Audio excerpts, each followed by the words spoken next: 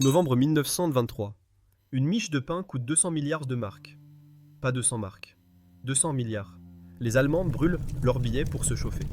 C'est moins cher que d'acheter du bois. On vous a dit que c'était la faute de l'Allemagne. Que Berlin avait imprimé de l'argent sans limite. Que c'était le prix de la défaite. C'est faux. L'hyperinflation de Weimar n'a pas été causée par l'Allemagne. Elle a été causée par la France. Et plus précisément, par un homme. Un général français obsédé par la vengeance. Voici l'histoire qu'on ne vous a jamais racontée. L'Allemagne perd la Première Guerre mondiale. Le traité de Versailles est signé. Les conditions sont brutales. L'Allemagne doit payer 132 milliards de marks or en réparation, l'équivalent de 442 milliards de dollars actuels. C'est astronomique. Mais Berlin commence à payer. Première année de paiement. L'Allemagne verse 2 milliards de marks or. Exactement ce qui était prévu. Les Allemands respectent le traité. Mais en France, Raymond Poincaré arrive au pouvoir. C'est un homme dur, un nationaliste. Pour lui, l'Allemagne doit souffrir. Janvier 1922, l'Allemagne demande un moratoire, une pause dans les paiements, pas une annulation, juste du temps pour respirer. L'économie allemande est en difficulté, la production s'effondre, le chômage explose, la Grande-Bretagne est d'accord pour négocier, les États-Unis aussi. Mais Poincaré refuse net. Si cette histoire vous captive, abonnez-vous à La Monnaie Souveraine. Chaque semaine, nous décryptons comment les crises monétaires du passé éclairent votre avenir financier. Décembre 1922. L'Allemagne rate un paiement de charbon. 140 000 tonnes. Ce n'est pas grand-chose.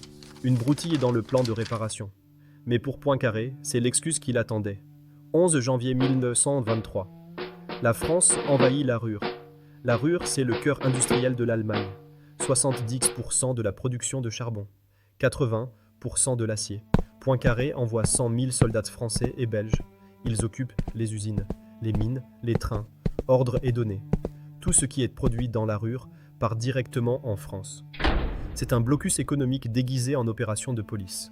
Le gouvernement allemand riposte avec la seule arme qu'il possède. La résistance passive. Les ouvrières de la Ruhr cessent le travail. Les mineurs refusent d'extraire le charbon. Les cheminots sabotent les rails. L'Allemagne leur promet de les payer, de compenser leur salaire perdu. Mais il y a un problème catastrophique. Sans la Ruhr, l'Allemagne ne produit plus rien. Plus de charbon, plus d'acier, plus d'exportation. Pas d'exportation signifie pas de devises étrangères. Pas de devise signifie pas de quoi acheter de la nourriture à l'étranger. Et surtout, pas de quoi payer les réparations. Le gouvernement allemand doit faire un choix impossible. Option 1. Abandonner les ouvriers de la Ruhr. Laisser la France gagner. Option 2. Imprimer de l'argent pour soutenir la résistance. Berlin choisit l'option 2. Janvier 1923. Les presses à billets tournent jour et nuit. Un mark vaut 4,18 pour $1. C'est déjà faible, mais c'est gérable. Mars 1923. $1 vaut 21 marks. Mai 1923. $1 vaut 47 000 marks. L'effondrement s'accélère. Pourquoi si vite ? Parce que la Ruhr représente la richesse réelle de l'Allemagne. Sans elle, le mark n'est plus adossé à rien. Il devient du papier sans valeur.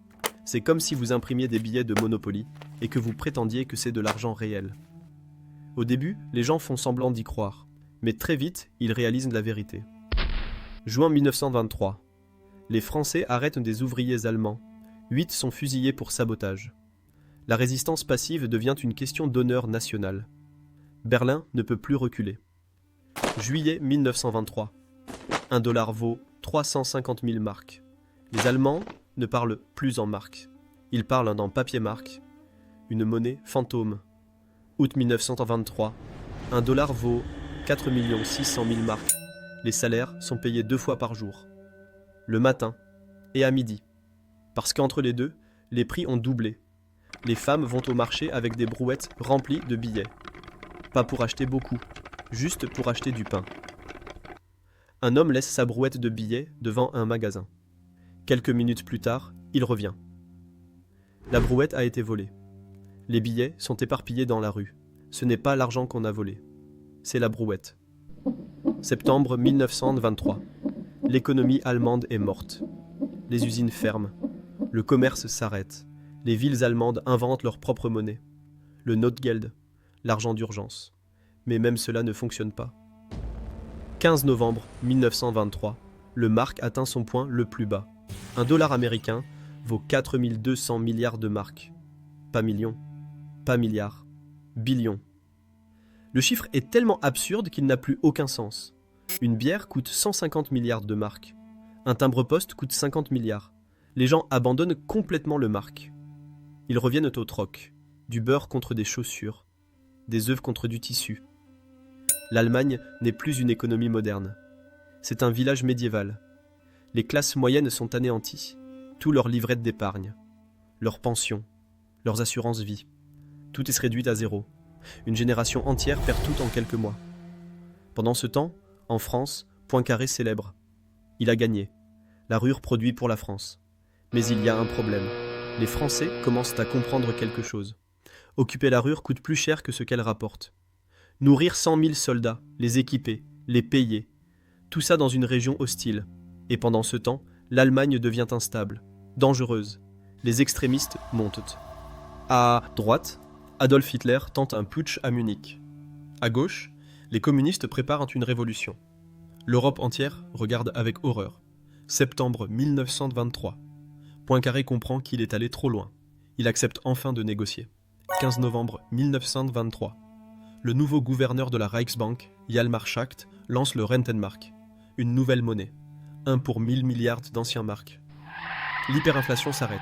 Net. Du jour au lendemain. Comment ? Parce que le Rentenmark n'est pas imprimé sans limite. Il est adossé à quelque chose de réel. Les terres agricoles allemandes. Mais surtout, parce que l'occupation de la Ruhr prend fin. L'hyperinflation de Weimar n'était pas une erreur allemande. C'était une arme française. Si cette révélation vous choque, partagez cette vidéo. Et dites-moi en commentaire. Pensez-vous que la France a une responsabilité dans la montée du nazisme ? Voici ce qu'on ne vous dit jamais dans les livres d'histoire.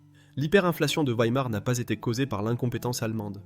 Elle a été causée par une stratégie française délibérée. Un blocus économique déguisé en réparation de guerre. Raymond Poincaré voulait punir l'Allemagne. Il a réussi. Mais il a aussi créé le terreau parfait pour Hitler.